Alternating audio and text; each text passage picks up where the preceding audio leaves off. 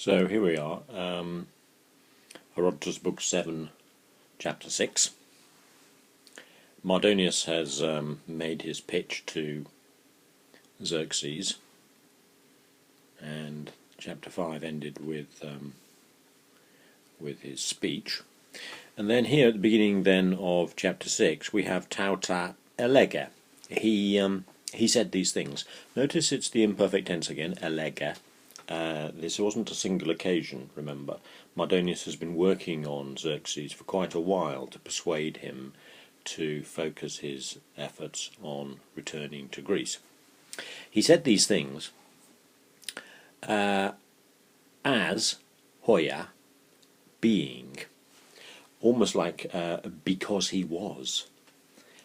Perhaps that would be a good translation. As being. You may know the verb epithumeo, meaning I desire. This is the noun, epithumetes, a desirer. As being a desirer of newer, you know the adjective neos, new, neo. This is neoteros, newer, of newer deeds.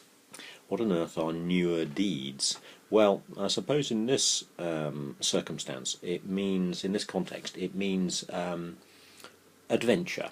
Mardonius is new horizons is what he's interested in. So he said these things because he was a desirer of new horizons.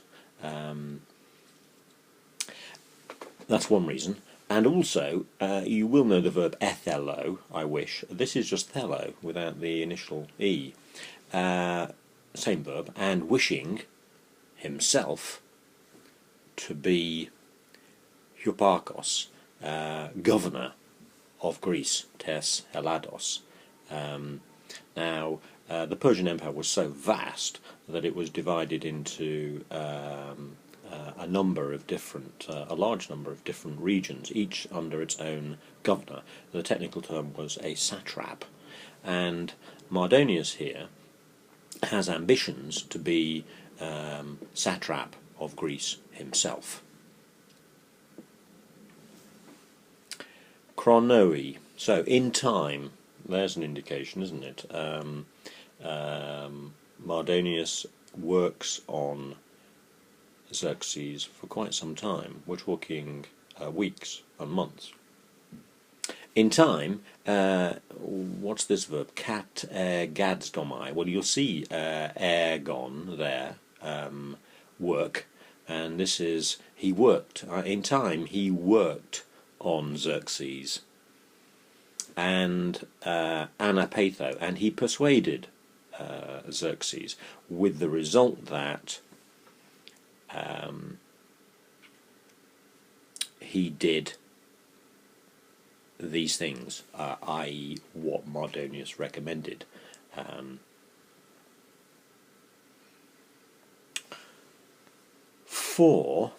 So Herodotus now explains why Mardonius's persuasion is successful. For kai alla, other things too. Well, in actual fact, it's not just things, is it? It's kai alla genomena. How are we going to translate genomena here? For other circumstances too. Notice that's the kai in front of alla. For other circumstances too, helpful to him. Remember this use of hoi equals autoi, to him. For other things, other circumstances too, helpful to him, contributed. Solambano is the verb, isn't it? Notice the force of the prefix sun there. You've got Mardonius with his arguments, and you have some other circumstances as well working with Mardonius, with the result that Xerxes is persuaded. So, for other circumstances too, helpful to him, contributed towards persuading Xerxes. Notice that this infinitive pathesi, in a neat Greek idiom, is given an article. It's not just pathestai, it's to pathestai. We call it the articular infinitive, that is to say, an infinitive with an article. Then we have Teuton, and down here you'll see Teuton. Now we're going to translate those two initial phrases as firstly and then secondly. Now what are these circumstances which help Mardonius to persuade Xerxes? Well, strangely enough, at the Persian court there are two groups of Greeks in residence. One are representatives of a family from Thessaly, the Aleuadae, and the other are the Pisistratids from Athens. Now these two groups of Greeks basically want Xerxes to invade Greece and put themselves, the Aleuadae in Thessaly and the Pisistratids in Athens, back in power. With the might of the Persian Empire themselves behind them, they can re-establish their own power in Greece, and they would be obviously pro-Persian, and they would pay taxes to the king, but within Greece they would have power themselves, backed up by Persian military might. So there are these two groups of Greeks at the Persian court. And then we have, so the Teuton is the first group and the Teuton is the second group. So firstly, messengers from Thessaly, from the Aleuadae, having arrived in Attic Greek, that would be Aphikomenoi. Remember, this is Ionic Greek and it's slightly different. So firstly, messengers from Thessaly, from the Aleuadae, having arrived, were inviting the king of Persia, notice there's no article with the noun there, were inviting the king of Persia to Greece. Notice you've got epikaleomai, and then you've got epiten helada. Okay, so they were inviting the king of Persia to Greece. Parson prothumien parakomenoi. I suppose we'd say something like displaying all enthusiasm, complete enthusiasm. They are very keen for Xerxes to come to Greece. He is going to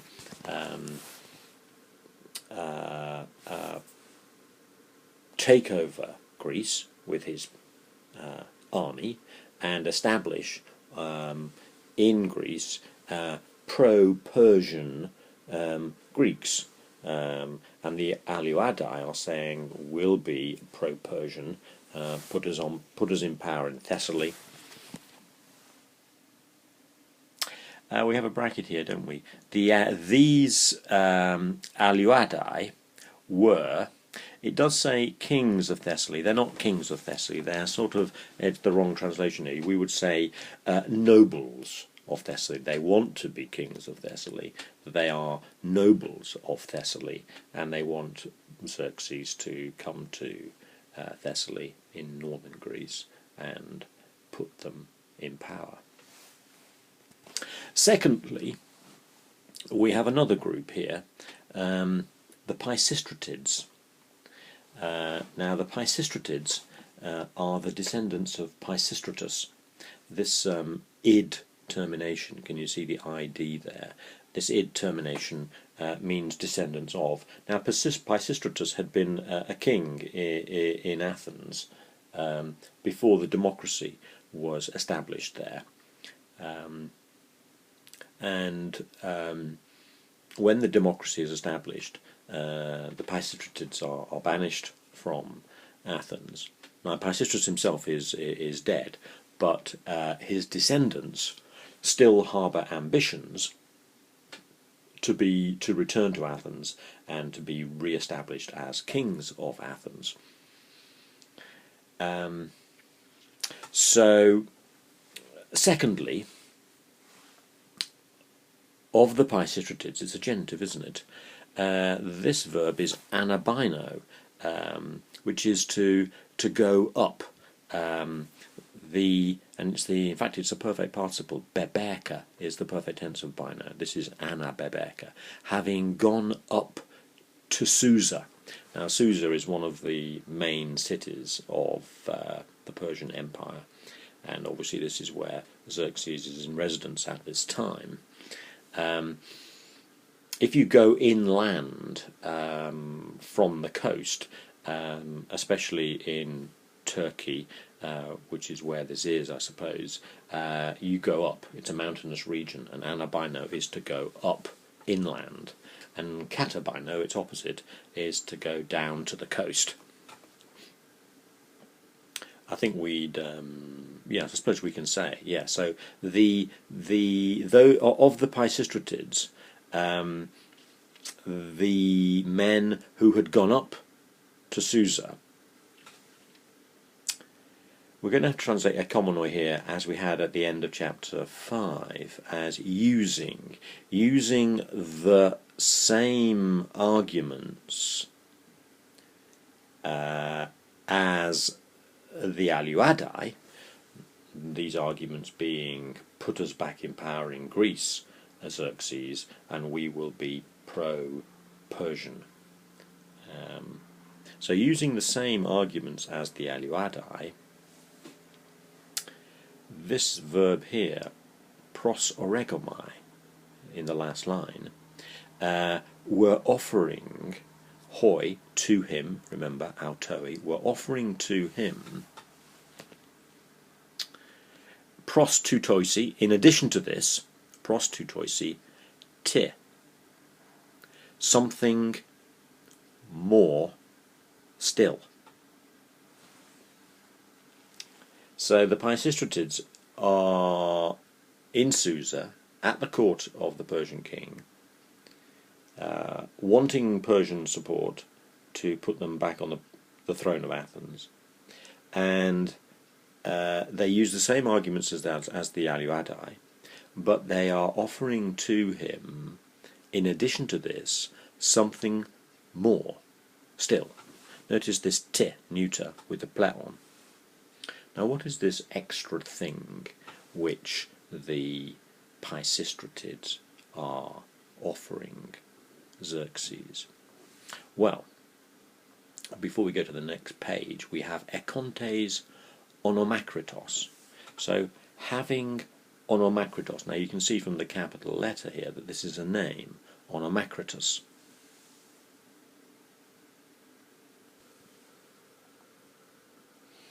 So, having the Pisistratids have with them Onomakritos, and he is an Athenian man, Andra Athanaion, and here's the important word, he's a kresmologon. Now, kresmologos is, we're going to translate it here as an interpreter of oracles. I mean, the old translation would be an oracle monger, like a fishmonger, but I think we'll say an interpreter of oracles.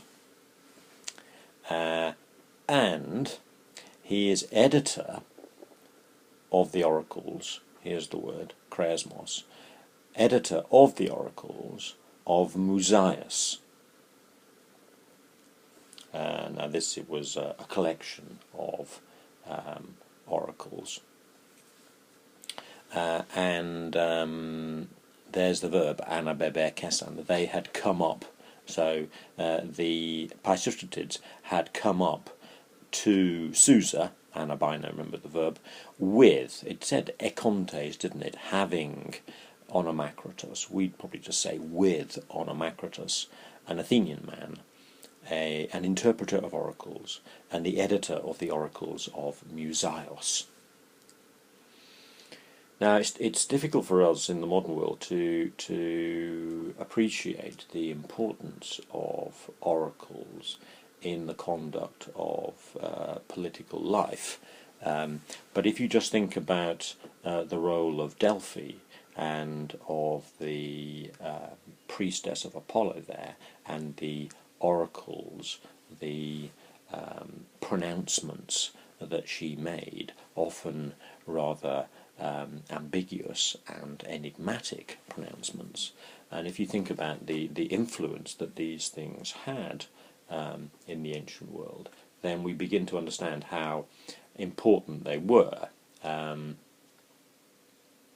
There were collections of oracles. There is a collection here of the oracles of Musaeus. Now, Musaeus is a sort of mythical figure, but these collections of oracles would be consulted, and somebody like Onomacritus would interpret these oracles for a modern audience, and they would be believed to have bearing on present matters. It's almost like, sort of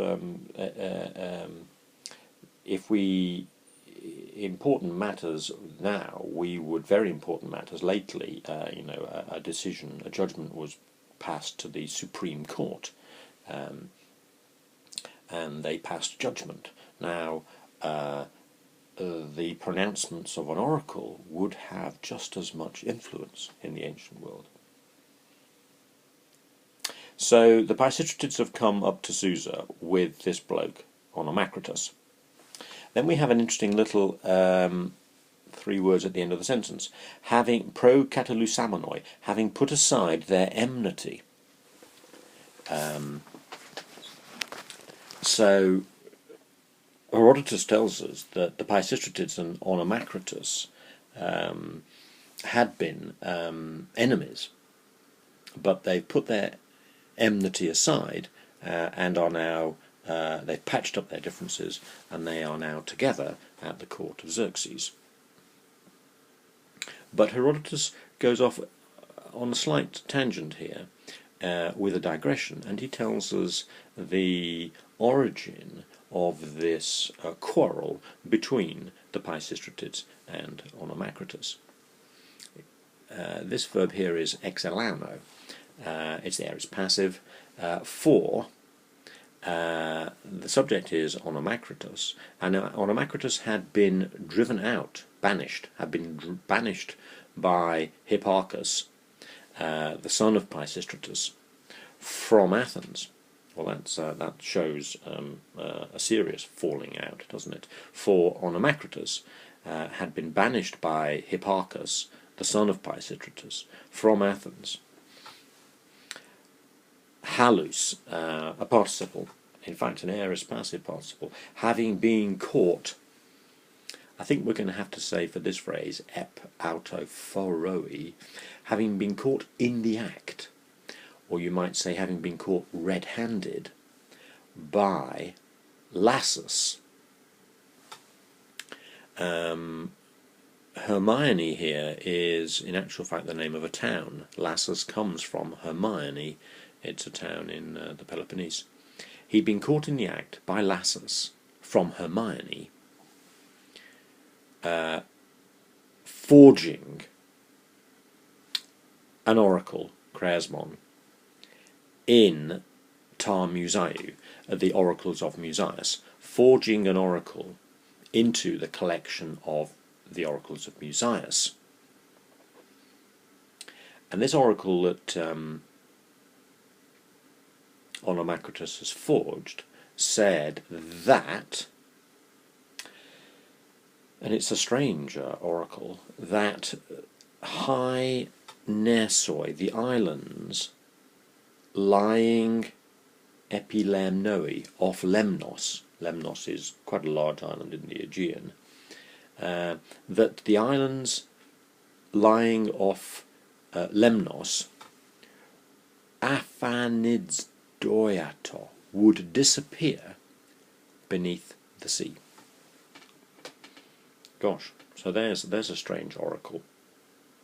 Now, it's actually, in fact, it's not quite as strange as it may sound, because there's a lot of sort of submarine volcanic activity in the Aegean, and islands could sort of blow up and just disappear in an eruption.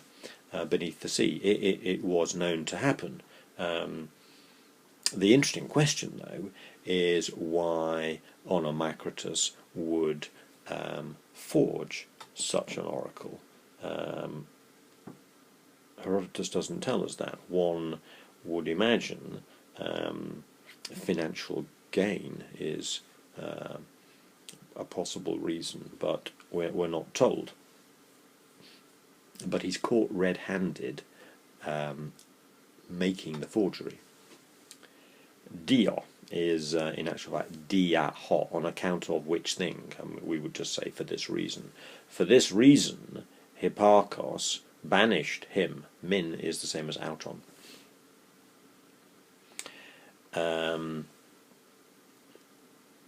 Beforehand, Proteron, relying upon him, Malaster, very much. So this little clause on the end there is almost concessive. It's although relying upon him very much beforehand, Hipparchus nevertheless banishes him for this act of forgery. So that's the end of this little digression in which Herodotus tells us about the enmity between the Pisistratids and this interpreter of oracles, Onomachritus. Tote. But then, now this word tote brings us back, after the digression, back to the Persian court when Onomachritus and the Pisistratids have patched up their differences and they are now cooperating at the Persian court in order to persuade Xerxes to return to Greece. So, but then, and there's an interesting participle, isn't there? Sun anabino.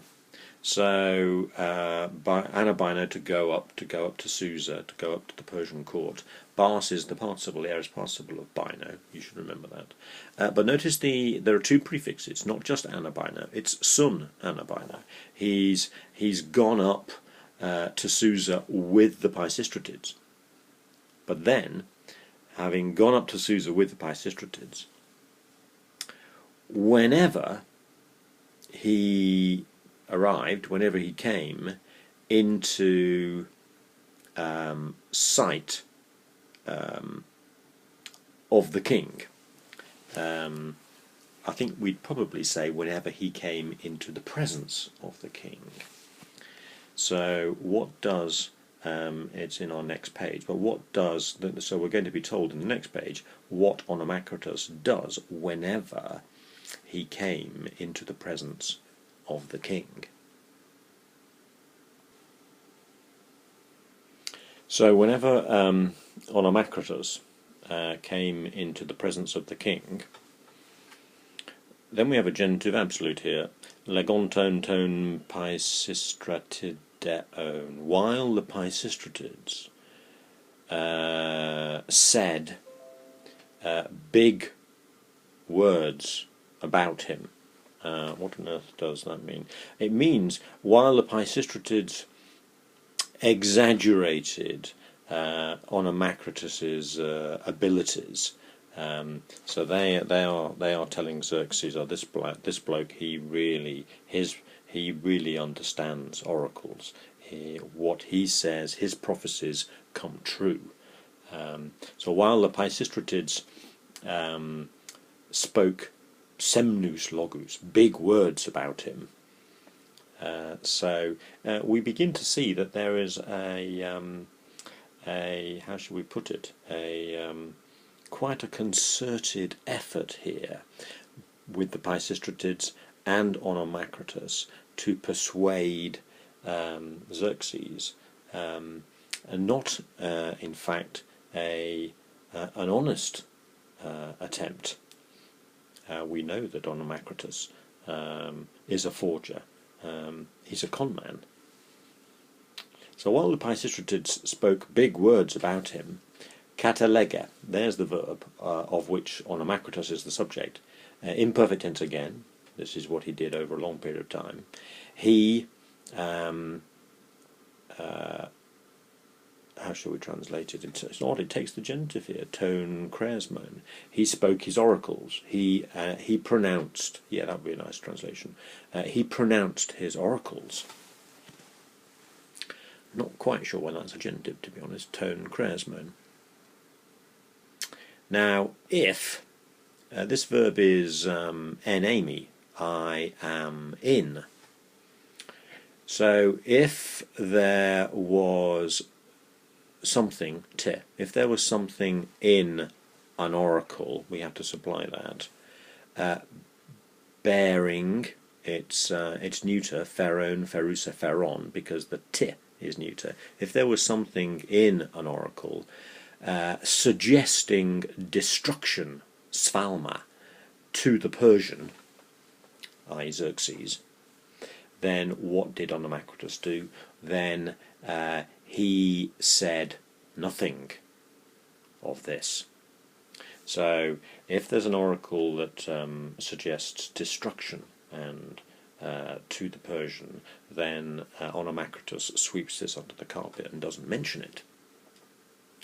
Notice the tone men ho de, but eklegomenos, choosing ta euchokestata, neuter plural, the most fortunate prophecies, the prophecies of the most good luck. Elega, he pronounced them. Okay, and I suppose we've got this use of the elega twice there. He says nothing of the oracles that suggest destruction to the Persian. He chooses only the best and pronounces them. And then Herodotus gives us one or two examples of the sort of prophecy, the sort of oracle that Onomacritus pronounced. For instance, that this is the hotty-hose construction, that it was, we're going to hear, I think, fated, destined, that it was destined for the Hellespont to be bridged by a Persian man. The Hellespont is, you'll have to consult a map, I suppose. It's a narrow channel of water, a very important channel of water, still today. Narrow channel of water is called a strait, and the Hellespont takes international shipping today, and basically it connects the Black Sea to the Mediterranean. In the ancient world, it was the traditional boundary between Asia to the east and Europe to the west.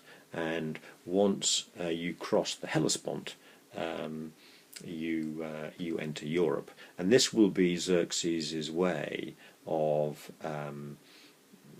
entering Greece. He's not actually going to take a fleet across the Aegean. He's going to take a land army around the north, and the only obstacle he has there is the Hellespont, and being a narrow channel of water, it can be bridged.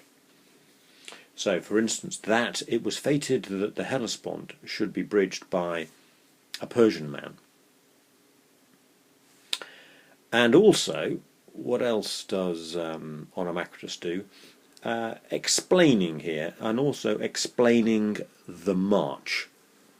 So the march which the Persian troops are going to make once they've crossed the Hellespont, they're going to march around northern Greece and enter the Greek mainland from the north, and explaining the march. And then our last sentence then, this man, that is Onomacritus, pronouncing his oracles, interpreting his oracles. Interesting verb here, prosperomai. I think we'd probably say something like lobbied Xerxes, importuned Xerxes. He and it's an imperfect tense again. Notice. So this man, pronouncing his oracles, lobbied Xerxes. But it's not just Onomacritus. We have te and Kai, and the Pisistratids, and the Aleuadae. Notice this tricolon here of three different sets of Greeks working on Xerxes, and the Pisistratids and the Aleuadae, offering their opinions.